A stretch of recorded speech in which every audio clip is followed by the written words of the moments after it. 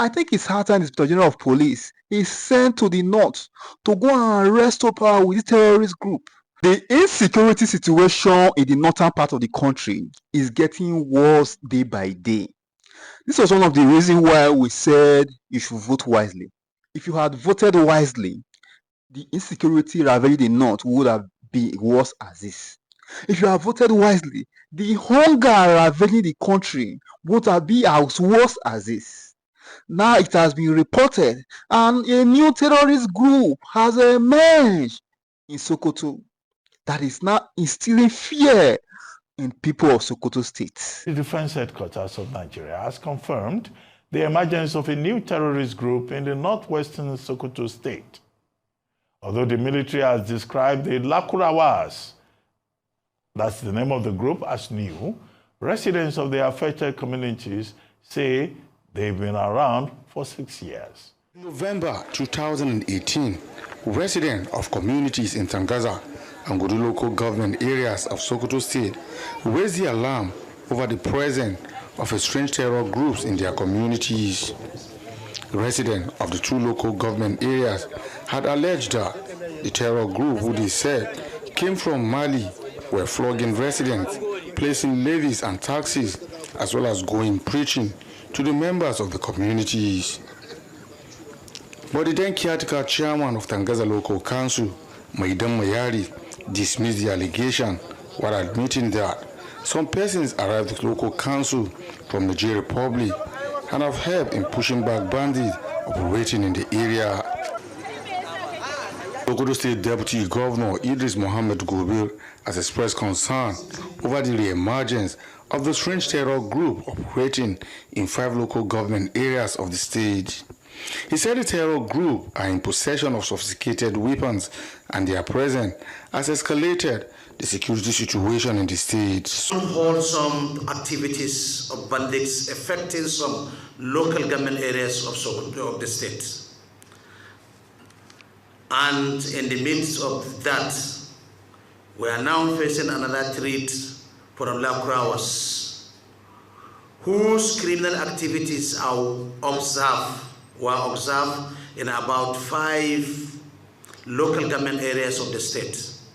The group is known to be a faith-based idealist. An assessment carried out indicates that they possess sophisticated weapons, as the threat seems to be expanding. The security authorities are working assiduously to address the emergent threat. Terror group is reportedly affiliated with jihad factions in Mali and Niger, raising security concerns in the northwestern region of the country.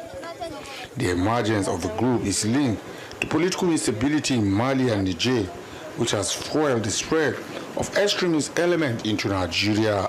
My men, members of Nigerian Security and Civil Defense Corps, to put in our best within the context of our mandate to see that we synergize with other security agencies to combat the security menace.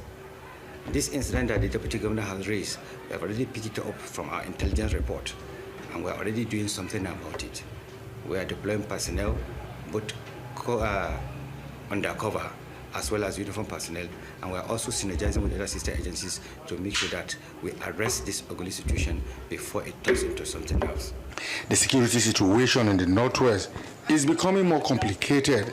The fear of residents is a possible collaboration between the bandits operating in the region with this faith-based terrorist group. In the meantime, the new terror group, which you heard about in that report, which operates out of Sokoto and Kebbi states, is said to have attacked Mera town in Augi, local government area of Kebbi State on Friday, killing at least 15 persons. According to local eyewitnesses, the group struck as residents were preparing for Juma prayers on Friday afternoon, making off with at least 100 cattle.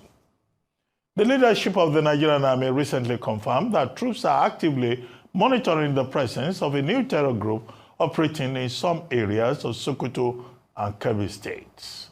Dr. Kabir Adamu is a security and policy analyst and managing director of Beacon Consulting Limited. He joins me now to share his perspective on this new terror group. Good to have you, Dr. Adamu. Good to see you indeed. Thank you, Dr. Abati. I'm delighted to be here. Well, Dr. Adamu, who should we believe? The Defense Headquarters is saying this is a new terror group emerging out of the conflicts in Mali and Niger. But the local residents who are directly affected in Sokoto and Kebbi states are saying that the Lakuruwa have been around for the past 6 years. Who is telling us the truth? Who do we believe? Is this truly a new phase in the war against terror and insurgency? Dr. Abati, evidence abound that this group has been in existence for about that period, 6 years. So the military is lying. The military is lying to us.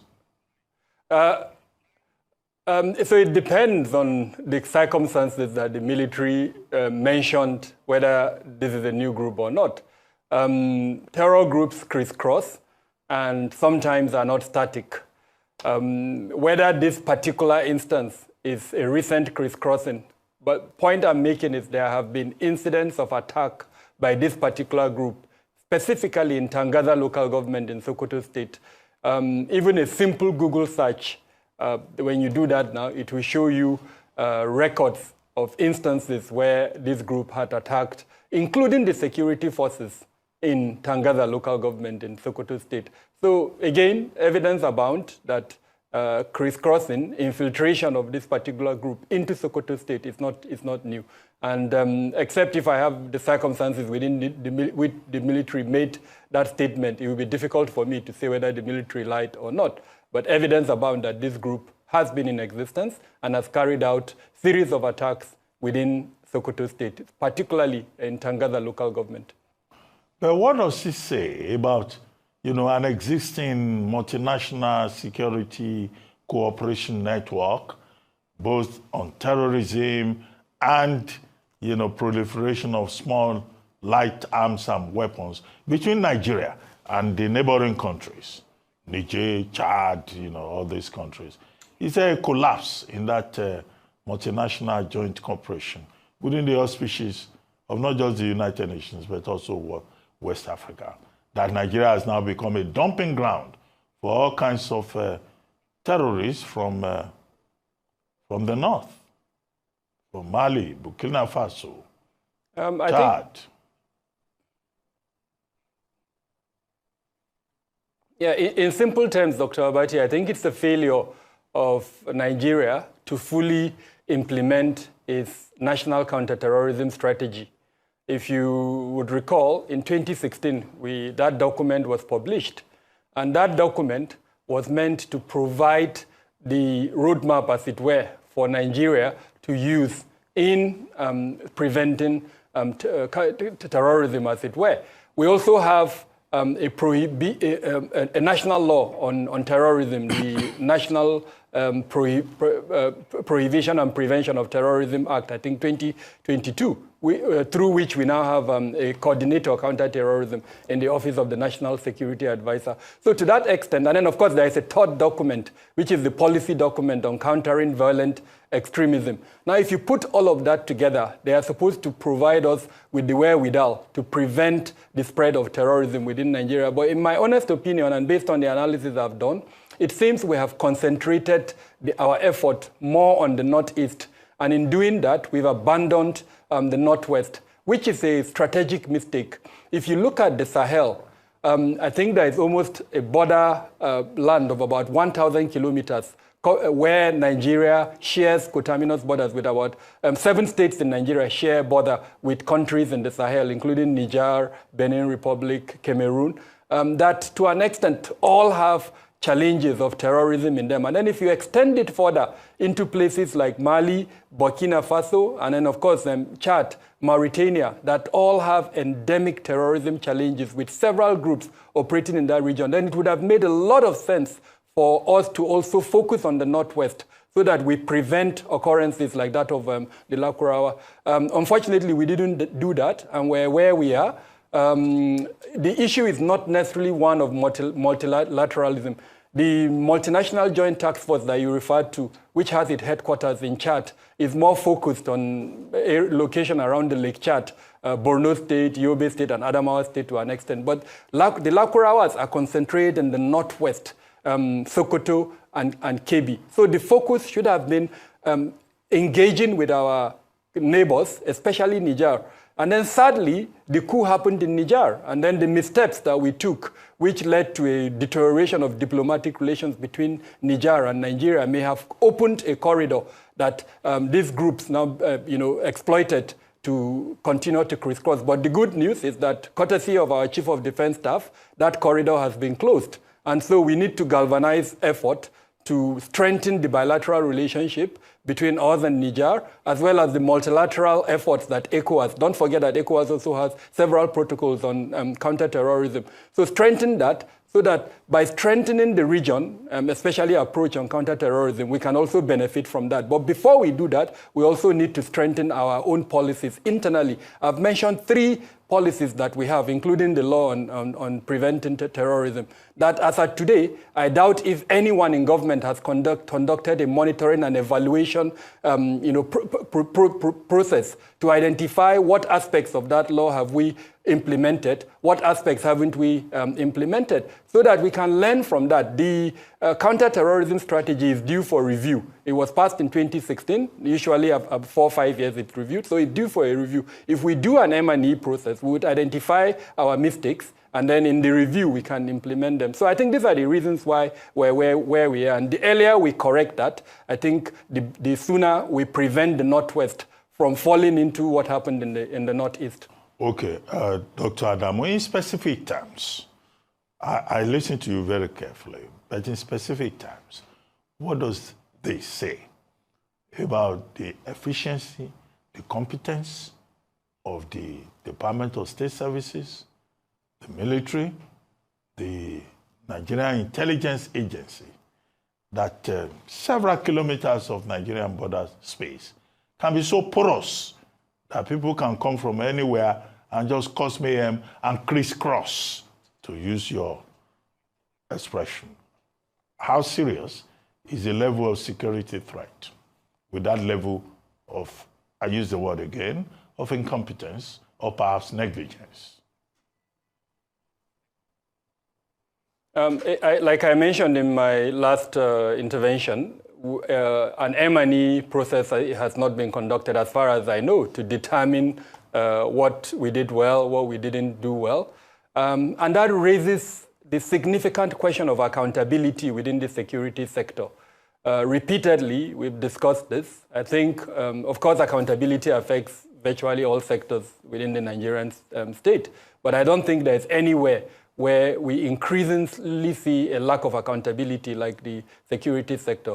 Now, because we don't know the details, what we know is that there is a failure, but we don't know whether the failure is one of intelligence, or whether it's a failure of the use of intelligence, or whether it's a failure of coordination, or even a failure of foreign policy, as it were. These are all components that, if an M&E has been conducted, through using the KPIs that were developed when the 3 documents that I mentioned were passed, perhaps we would have answers to them. But having said that, it's very, very obvious that the elephant in the room here is the National Assembly. All of these arms within the security sector, the last time I counted them, Dr. Abati, they are 29.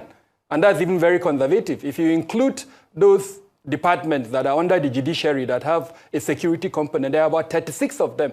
And now, if we've agreed that they have been inefficient and to have allowed a group that is not supposed to be in Nigeria to enter Nigeria, then why is the parliament not stepping in like we or should have in a democratic setting where there is a failure of the executive arm? Then the pressure should come from the legislative arm of government. Sadly, we're not seeing that. And I think it's a responsibility that all of us should take. The media should continue along the line. I've seen in the last few days a lot of conversation around the Lakura, but we should now extend that conversation to make clear demands to the executive arm of government and to the legislative arm of government, so that, again, this is how the Northeast started. If we allow the situation in the Northwest to deteriorate, then sadly, we're going to see a repetition of the cycle that is currently in existence in the Northeast. Okay, let me ask you another question in relation to this. The defense headquarters, the military, just to use a general term, is saying that there are ungoverned spaces in the northwest flank. Now, this is not the first time we hear about ungoverned spaces and the breakdown of relations between Nigeria and Niger and Chad. Yeah, we understand that in terms of the geopolitics. But why are those ungoverned spaces still a problem, making it possible for anybody to just come from anywhere in the Sahel to come and cause problems for us in Nigeria?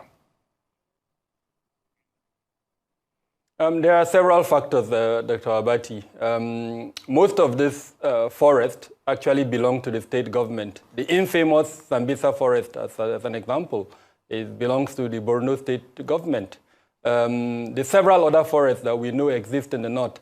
I'm currently doing some research work, and I counted about 10 of them that are quite active and vibrant in the northern part of the country, where we know that non-state armed groups, and this could be terrorist groups or the bandit groups, are hibernating in them, and that is where they use to continue their activities. I agree with you that this should not be the case. You can't have another state existing in a sovereign state, because that's exactly what we have, where these ungoverned spaces are being used by terrorist or bandit groups to perpetrate criminal activities with wanton lawlessness. Now, the reasons for this are several. First is weakness of the institutions. Secondly is the porosity of our borders. Third is environmental factors that have allowed a degradation, as it were, of the environment, where government is unable to exercise control.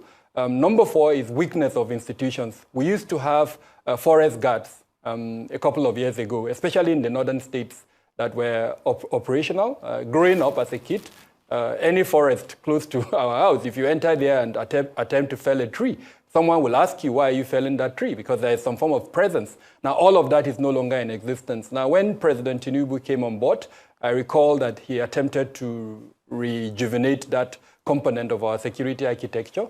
If you recall, I think early this year or late last year, he had a meeting with the governors. And the outcome of that meeting is that this aspect of forest guards should be reactivated. Unfortunately, that hasn't been done.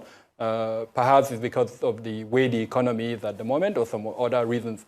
But in simple terms, the reasons why we have these ungoverned spaces is a failure of governance, there are environmental factors and possibly economic factors that have led us to where we are at the moment. Now, having said that, there is a lot of technology and a lot of solutions associated with technology that we can use to have surveillance over our forests. We don't have to go back to the forest warden or forest guard policy that we used to have in those days. If we don't have the money or the boots on ground to allow that, we can use technology. So there are several aspects of surveillance technology that we can deploy to allow us to have eyes in those ungoverned spaces, so that even if it's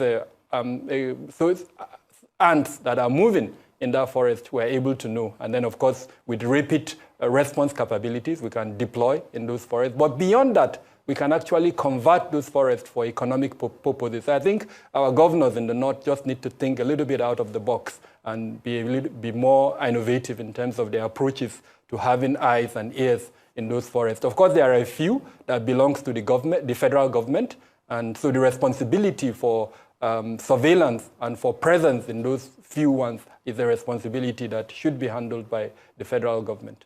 Well, maybe the governors will come back to us and say that they are only chief security officers in their state, only in name, and that the president of Nigeria has full authority over national security.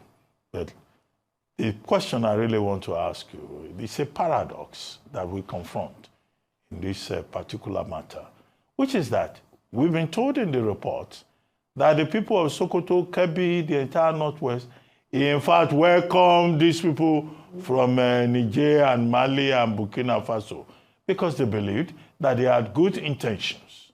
In fact, these Nigerians in those places trusted or trust these persons who are violating Nigeria's territorial integrity more than the security agencies in Nigeria. Why do you think that is the case? It's not as simple as that, Dr. Abati. Incidentally, I'm actually from Sokoto State, so this is something that's dear to me and that I know very well. So you are not on the Lakurawa side? Definitely not. I'm on the Nigerian side. But on a serious note, just yesterday, the community in Kebbi, where the attack occurred on, I think it was on Friday, they actually revolted and attacked the Fulanis in that community, alleging that it was the Fulanis that allowed the Lakurawas to come in. So you can see that the identity crisis that already exists in the north is expanding. We've seen that in Zamfara, we've seen it in Sokoto, we're now seeing it in Kebbi State. It's been managed. I think some normalcy has returned to that location, but a lot of peace-building efforts would need to be done. There are innocent Fulanis, and then there are bad Fulanis, just like there are innocent Hausas and bad Hausas, and just like there are good migrants and bad migrants. So I think we need to, law enforcement, especially in the public space, will need to be enhanced so that the bad elements in all of these ethnic identities are isolated, and then the good ones are allowed to live in peace. Terrorist groups use methods to recruit. One of the methods is incentivization with money. In this very difficult economic circumstance, I don't know about you, Dr. Abati, but a lot of us Nigerians are feeling the effect of the economy at the moment.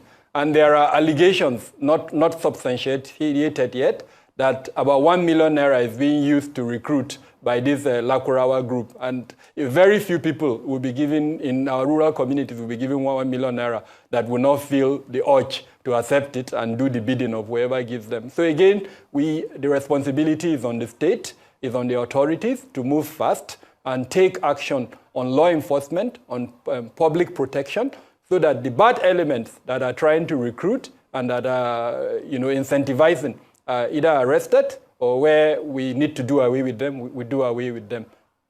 Okay, Dr. Adamu, just as we begin to wrap up, let me digress a little. We've been talking about crisis in the Northwest, new terror group in the Northwest. But in the Northeast, there is this report by Red Cross and also Reuters about rape, extrajudicial killings, and all kinds of human rights abuses in the northeastern flank of Nigeria. The armed forces of Nigeria says it is not true, says it has been exonerated. But this is not the first time we would have, the Nigerian military saying we are innocent. I saw a statement by General Tuku Gusau, who is the Director of Defense Information. Now, why do we keep having these issues? Nigeria, army, involved in abortions. Do you have any information about this? Yes, so the whole issue started in 2022 when Reuters did an investigative journalism and then published its report. And that report was not good, Dr. Abati. I read that report and it sends chills up my spine that mass abortions were being committed in IDP centers and that it was facilitated or even encouraged by the Nigerian military. So what the National Human Rights Commission did is to set up a panel of very eminent persons, of a combination of members of our judiciary, civil society organization, and then the report of that panel was released late last week, I think on Friday. Now, what the report did is to exonerate the Nigerian military, to say that based on the evidences and findings of the panel, the Nigerian military did not and was not in any way associated with the so-called mass abortion and other heinous acts that report contained. It also indicated that it invited two organizations whose names had come up in that report by Reuters, and that is the International Committee of the Red Cross and Doctors Without Borders. It went ahead to say, during the course of the investigation, reports had emerged to say that those two organizations were present in the camps and may have additional information of what exactly happened, but that it invited them, but then they failed to honor the invitation. And so the report raised questions regarding the activities of these groups and the need for improved supervision, as it were, within those groups. So in summary, what these two developments, both the allegation and the findings of the panel by the Nigerian National Human Rights Commission, is the need for accountability and probity, especially with regards to the activities of both the state actor, which in this case is the military, and then the non-state actor, which is the international non-governmental organizations. Sometimes where this accountability or probity is not in existence, then you see atrocities like this being committed.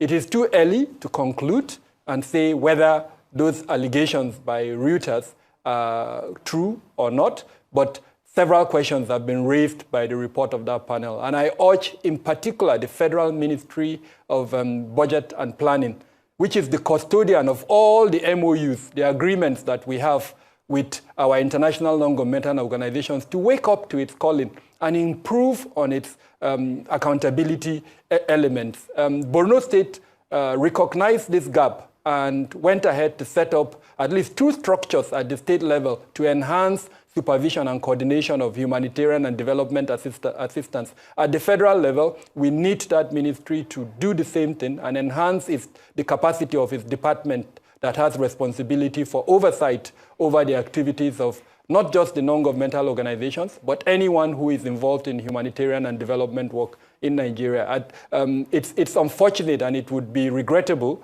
to have persons who have been displaced, who are victims of the heinous and atrocious activities of groups like the Jamaat al-Ahl al-Dawati wal-Jihad and the Islamic State in West Africa province, and then to now be victims of some of the heinous activities that were mentioned in the Reuters report.